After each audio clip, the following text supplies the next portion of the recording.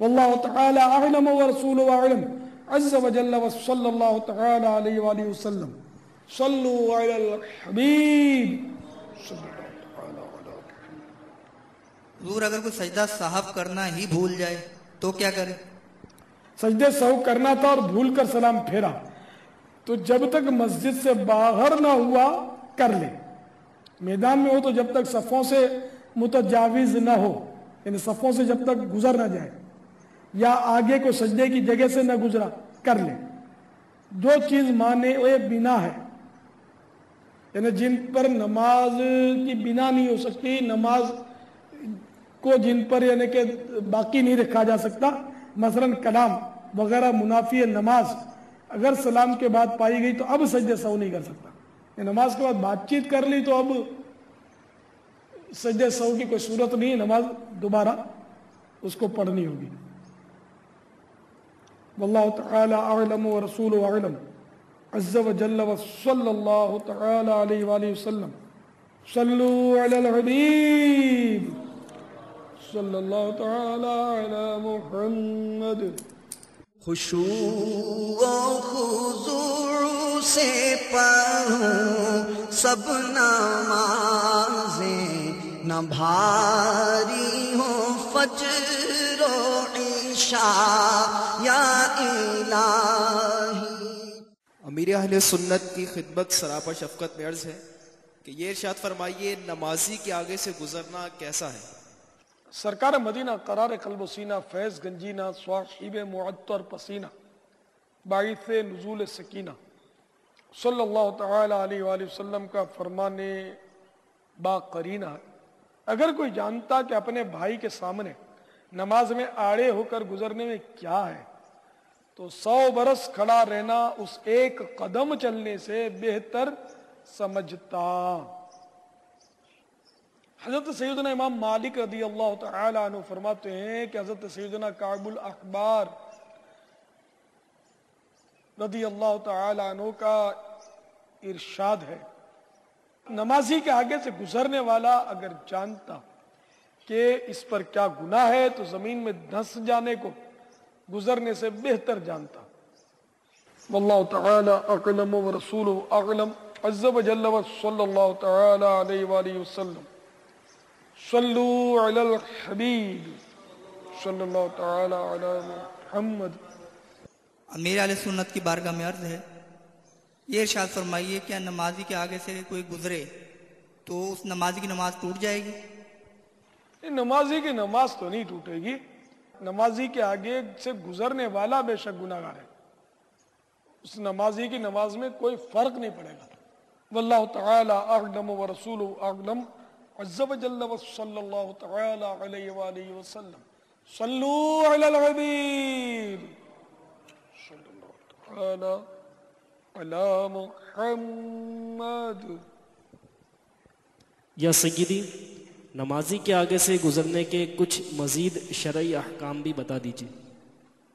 یا رسول خدا نظر کرم صلی اللہ تعالی علیہ وسلم کہ 15 حروف کی نسبت سے نمازی کے آگے سے گزرنے کے بارے میں 15 احکام۔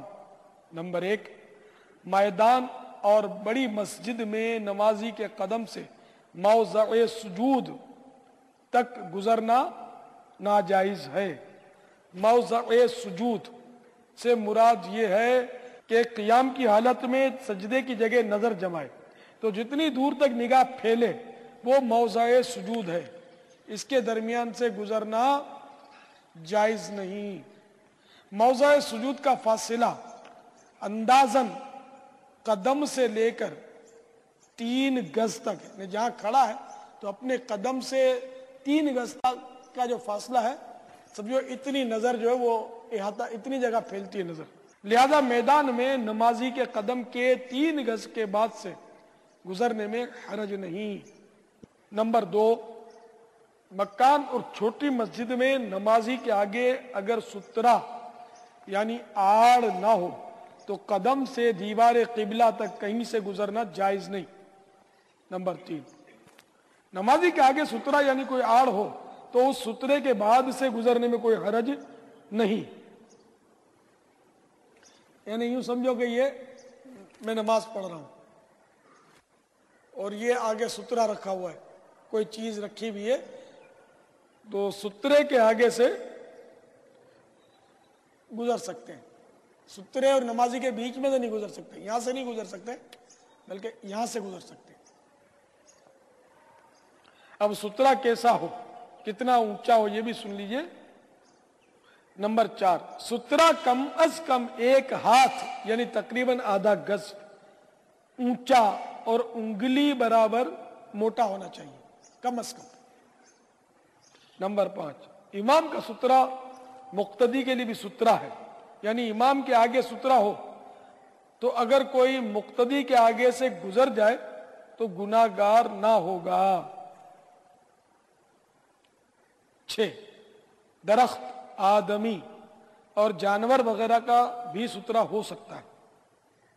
7، آدمی کو اس حالت میں سترہ کیا جائے جبکہ اس کی پیٹھ نمازی کی طرف ہو. اگر نماز پڑھنے والے کے عین رخ کی طرف کسی نے منہ کیا تو اب کراہت نمازی پر نہیں، اس منہ کرنے والے پر ہے.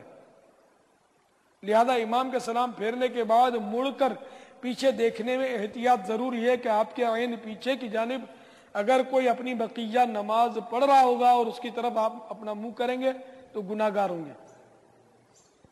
8، ایک شخص نمازی کے آگے سے گزرنا چاہتا ہے، اگر دوسرا شخص اسی کو آڑ بنا کر اس کے چلنے کی رفتار کے عین مطابق اس کے ساتھ ہی ساتھ گزر جائے تو پہلا شخص گناہگار ہوا اور دوسرے کے لیے ہی پہلا شخص سترہ بھی بن گیا.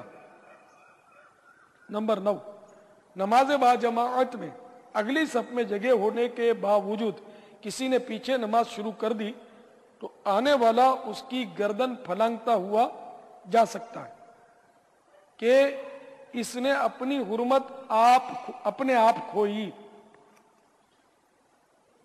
10، اگر کوئی اس قدر اونچی جگہ پر نماز پڑھ رہا ہے کہ گزرنے والے کے اعضاء نمازی کے سامنے نہیں ہوئے تو گزرنے والا گناہگار نہیں. اب مثال کے طور پر سمجھیے کہ یہ اونچی جگہ، یہاں کوئی آدمی کھڑا نماز پڑھ رہا ہے اور گزرنے والا سمجھو کہ یہ آدمی یہ گزر رہا ہے، ٹھیک ہے نا، اور نمازی اوپر نماز پڑھ رہا ہے. تو اب اگر یوں گزرا تو حرج نہیں ہے، یوں گزرے گا تو حرج ہے کہ نمازی کا سامنا ہوا نا. 11، 2 شخص نمازی کے آگے سے گزرنا چاہتے ہیں. اس کا طریقہ یہ ہے کہ ان میں سے ایک نمازی کے سامنے پیٹھ کر کے کھڑا ہو جائے، اب اسی کو آڑ بنا کر دوسرا گزر جائے، پھر دوسرا پہلے کی پیٹھ کے پیچھے نمازی کی طرف پیٹھ کر کے کھڑا ہو جائے، اب پہلا گزر جائے، پھر وہ دوسرا جدھر سے آیا تھا اسی طرف ہٹ جائے. نمبر 12، کوئی نمازی کے آگے سے گزرنا چاہتا ہے تو نمازی کو اجازت ہے کہ وہ اسے گزرنے سے روکے، خاص سبحان اللہ کہے یا جہر یعنی بلند آواز سے قراءت کرے یا ہاتھ یا سر یا آنکھ کے اشارے سے منع کرے. اس سے زیادہ کی اجازت نہیں، مثلا کپڑا پکڑ کر جھٹکنا یا مارنا، بلکہ اگر عمل کثیر ہو گیا تو نماز ہی جاتی رہی. نمبر 13، تسبیح و اشارہ دونوں کو بلا ضرورت جمع کرنا مکروہ ہے. عورت کے سامنے سے گزرے تو عورت تصفیق سے منع کرے، یعنی سیدھے ہاتھ کی انگلیاں الٹے ہاتھ کی پشت پر مارے. تو تصفیق کا عملی طریقہ یہ ہے، اگر مرد نے تصفیق کی اور عورت نے تسبیح کہی تو نماز فاسد نہ ہوئی مگر خلاف سنت ہوا.